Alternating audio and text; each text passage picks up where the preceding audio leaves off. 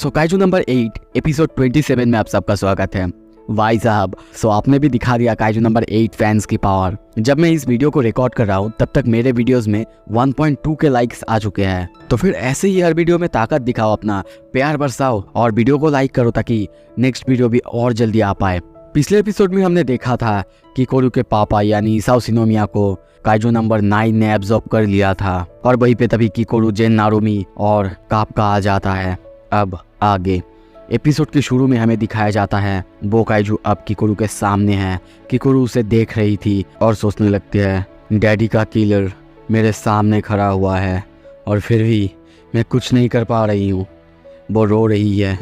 दूसरी तरफ हम देखते हैं कापका और जेन, नारुमी दोनों मिलके उस काइजू पर अटैक करे जा रहे हैं, पर फिर भी वो काइजू एक साथ दोनों के अटैक्स को डॉच और उन पर अटैक करते जा रहा है। किकोरू सोचने लगती है, मैं कम्प्लीटली हेल्पलेस हूँ, मैं क्या करूँ। दूसरी तरफ हम देखते हैं जेन, नारुमी और काइजू नंबर 8 की हालत भी बहुत ज़्यादा ख़राब है। वो दोनों उससे लड़ रहे हैं पर कोई फ़ायदा नहीं हो रहा है। कापका उस तरफ देखते हुए सोचता है, ये चीज़ आखिर कितनी ज़्यादा ताकतवर है।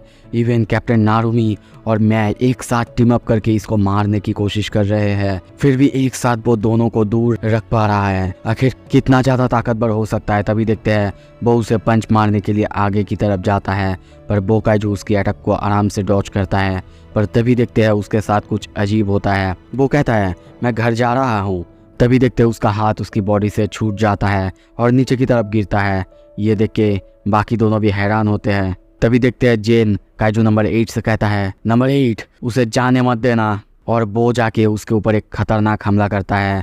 ये देख के वो काइजू भी बहुत ज़्यादा हैरान होता है क्योंकि जेन, नारुमी ने अपना इनस्केपेबल अटैक उस पर किया था। और तभी कुछ ही देर बाद देखते हैं उसका हाथ और छाती का हिस्सा पूरी तरह से तबाह हो जाता है और वो सोचता है, एडवर्स इफेक्ट, ये मेरे ऊपर कुछ ज़्यादा ही प्रॉब्लम दे रहा है, ये मेरी बॉडी को हार्ड भी नहीं होने दे रहा है। वो ये सब सोचता तभी देखते हैं कापका के उसके पेट पर एक जोरदार पंच मारता है जिससे बाहर की हड्डी तक बाहर आ जाता है। वो सामने कापका को देखता है और सोचता है, प्रॉब्लम वो नहीं पर मेन प्रॉब्लम है काइजू नंबर 8। तभी काइजू नंबर 8 को देखते हैं। वो कहता है, मैं तुम्हें भागने नहीं दूंगा, मैं ये खुद से प्रॉमिस करता हूँ। तुमने जितना सब कुछ भी किया है ये सब कुछ अब बहुत बहुत ज़्यादा हो चुका है। वो लगभग रो रहा था, उसकी आंखों में हम आंसू देखते हैं। और तभी देखते हैं और एक खतरनाक पंच वो उस काइजू के ऊपर मारता है जिससे उसकी मसल्स अब धीरे धीरे गिरने लगते हैं। उसका रीजनरेशन भी अब रुक चुका है क्योंकि एडवर्स इफेक्ट और ज़्यादा हो रहा है। वो काइजू नंबर 8 को सामने देख के सोचने लगता है, जो भी हो, अभी मेरे लिए अगर सबसे बड़ा ऑब्स्टेकल कोई है तो वो एक ही है, तुम काइजू नंबर 8। वो सामने की तरफ देखने लगता है। उसकी बॉडी से अब मसल्स धीरे धीरे अलग होने लगता है। तभी देखते हैं कुछ देर बाद उसकी और एक हाथ भी अलग होता है। उसका बॉडी भी रीजनरेट होना बंद हो चुका है। और तभी कापका और जेन, नारुमी दोनों मिलकर कहते हैं, ठीक है, अब एक और फाइनल पुश, और दोनों मिलकर उसको अटैक करने और मारने जाते।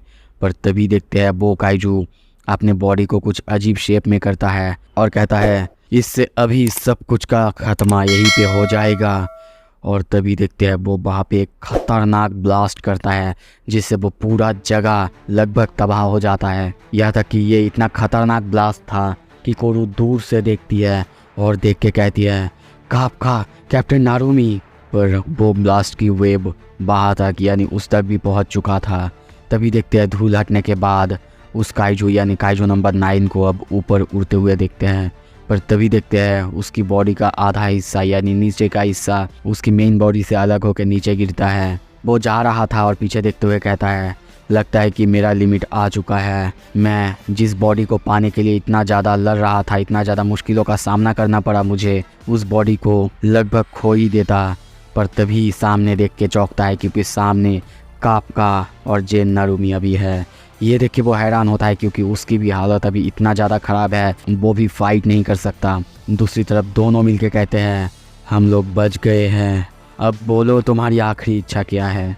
उनको सामने देख के काइजू नंबर 9 बहुत ज़्यादा हैरान हो चुका है और तभी कहता है, ओह ठीक है, लगता है कि ये मुझे पहले ही कर देना चाहिए था।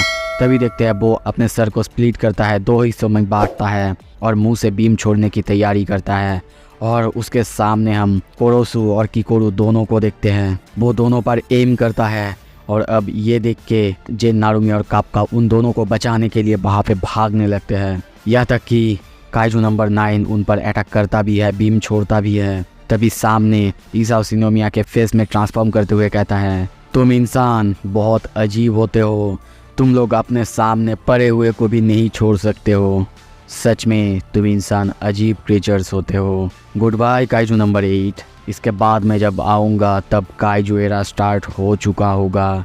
काप्का उसकी तरफ देखता है, ये सारी बातें सुनता है और तभी देखते हैं काप्का और जेन दोनों किकुरु और कुरुसो को बचा चुके हैं, पर अब उनके सामने से काइजू नंबर 9 भाग चुका है, जा चुका है। कुछ देर बाद हम देखते हैं उसके जाने की वजह से उस जगह की हालत बहुत ज़्यादा ख़राब है, शहर की हालत भी बहुत ज़्यादा ख़राब है। तभी काइजू नंबर 8 को देखते हैं, उसके नीचे किकुरु बेहोश पड़ी हुई है। वो सामने की तरफ देखता है, उसके सामने जैसे कि सब कुछ तबाह हो चुका है। जेन नारुमी को देखते हैं, वो भी अपने सामने तबाह हुए शहर, तबाह हुए जगह को देख रहा था। काप्का उसके जाने से पहले उसी बात को सोच रहा है, इसके बाद में जब आऊँगा मैं ये मेक श्योर ज़रूर करूँगा कि काइजू एरा स्टार्ट हो चुका होगा। काप्का अब धीरे धीरे ट्रांसफॉर्म हो रहा है और कहने लगता है, don't you dare say crap like that. Director general के फेस के साथ ये सारे बकवास बातें करना बंद करो। और तभी वो उस जगह पे चिल्लाने लगता है। दूसरी तरफ देखते हैं जेन नारुमी, उसकी हालत ख़राब है पर वो भी बहुत ज़्यादा सैड है। काप्का भी रो रहा है। सारे लोगों को अब ये बात पता चल चुका है। 2 दिन बाद हमें दिखाया जाता है, ये खबर सभी बेस और सभी जगह पहुंच चुके हैं।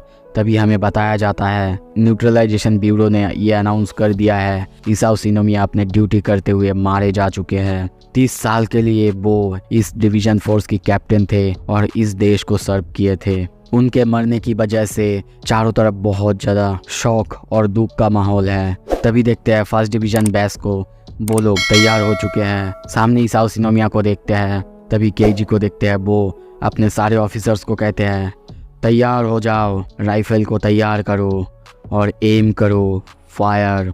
और कहते ही हम देखते हैं आसमान में सभी बंदूक से शूट करते हैं। और तभी काप्का को देखते हैं जो कि रो रहा था। सभी अब सैल्यूट करने लगते हैं। एक एक करके हम Tachikawa base 3rd division, Matsumoto base 4th division, Kanazawa base 2nd division, सारे के सारे डिवीजन्स के ऑफिसर्स को देखते हैं जो कि डायरेक्टर जनरल की इस सैक्रिफाइस मौत पर दुखी है और उनको सैल्यूट करते हैं, रेस्पेक्ट देने लगते हैं। सीन शिफ्ट होता है डायरेक्टर जनरल के ऑफिस में। देखते हैं उनके चेयर पर किकुरु बैठी हुई है, बहुत ज़्यादा सैड है, रो रही है। काप्का उसके चेयर पर देखता है कि वो नहीं आई थी और ये देख के सोचता है, लगता है कि सच में तुम नहीं आने वाली हो किकुरु। तभी फिर से डायरेक्टर जनरल के ऑफिस में देखते हैं जेन नारुमी अब उनके ऑफिस में आके किकुरु को देखता है और कहता है, क्या सच में तुम वहाँ पे नहीं जाना चाहती? वो कहती है, मुझे नहीं लगता कि मैं और कुछ कर सकती हूँ। मैं वहाँ पे बहुत लेट पहुँची थी और मैं बहुत ज़्यादा कमज़ोर थी कि मैं उन्हें बचा पाऊँ। ये मेरी ही गलती है जिसकी वजह से वो वहाँ से निकल गया। पर तभी ये सुन के जेन भी थोड़ा सा सैड होता है और कहता है, नहीं ये सच नहीं है। पर वो अपनी बात पूरा करता उससे पहले ही हम देखते हैं कि किकुरु कहती है, कैप्टन नारुमी, मुझे और ज़्यादा स्ट्रॉन्ग बनना है। वो रो रही थी। उसे ऐसे देख के कैप्टन भी बहुत ज़्यादा हैरान होता है। किकुरु रोते रोते कहने लगती है, मुझे पता है मेरी डैड अभी भी वहाँ पे उस चीज़ के अंदर ट्रैप्ड है। जब डिफेंस फोर्स आखिरी बार के लिए उस क्रीचर को न्यूट्रलाइज करेगा, मैं उन्हें बाहर निकालूंगी। जेन ये बातें सुनता है पर चुप रहता है। किकुरु अभी भी कहती है, माफ़ करना सर, मैं बहक गया था, मुझे आपको ऐसे बोलना नहीं चाहिए था। तभी देखते हैं जेन बाहर से जाने लगता है और कहता है, शिनोमिया, इसके बाद जब वो चीज़ यहाँ पे आएगा मैं ज़रूर ये मेक श्योर करूँगा कि तुम इतना ज़्यादा ताकतवर हो जाओ कि तुम मेरे बराबर आ सको या फिर मुझसे भी ताकतवर बन जाओ। मैं तुम्हारी ताकत को बिल्कुल वैसे ही ड्रिल करूँगा जैसे कि इसाओ शिनोमिया ने किया था। तो फिर आगे बढ़ो और मुझे रिज़ल्ट दिखाओ कि तुम क्या कर सकते हो और मैं बाकी सब कुछ मान लूँगा। ये सुनते ही किकुरु और ज़्यादा रोने लगती है और चिल्ला के कहती है, ये सर। सीन शिफ्ट होता है बाहर। हम देखते हैं काप्का ये सब कुछ सुन रहा था पर तभी वो अपने हाथ की तरफ देखता है।